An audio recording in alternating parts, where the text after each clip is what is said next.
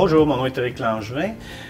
Au cours de cette conférence de l'Université populaire, je vais vous montrer la place qu'a pu prendre le poisson dans l'alimentation des populations préhistoriques. À l'échelle de l'Amérique du Nord, c'est également à la toute fin de la préhistoire, semble-t-il, que les humains vont finalement commencer à exploiter le poisson, donc vont commencer à voir les lacs, les rivières d'une autre façon qu'ils le voyaient avant.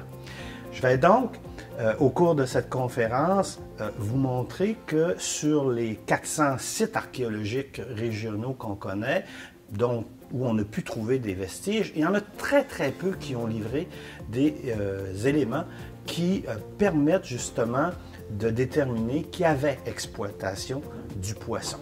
Est-ce que tout cela correspond à une réalité préhistorique ou tout simplement à des limites de la recherche archéologique, donc de ce que les indices qui sont laissés par ces populations-là, il y a parfois plusieurs siècles, peuvent nous livrer. Ou au contraire, peut-être parce que les populations humaines n'avaient pas pu développer la technologie justement pour exploiter la ressource en question. Mon nom est Pascal Sirois, je suis professeur de biologie au département des sciences fondamentales de l'Université du Québec à Chicoutimi. Mon expertise est l'écologie des poissons ainsi que leur exploitation. Le lac Saint-Jean est un vaste plan d'eau au cœur de la région du même nom.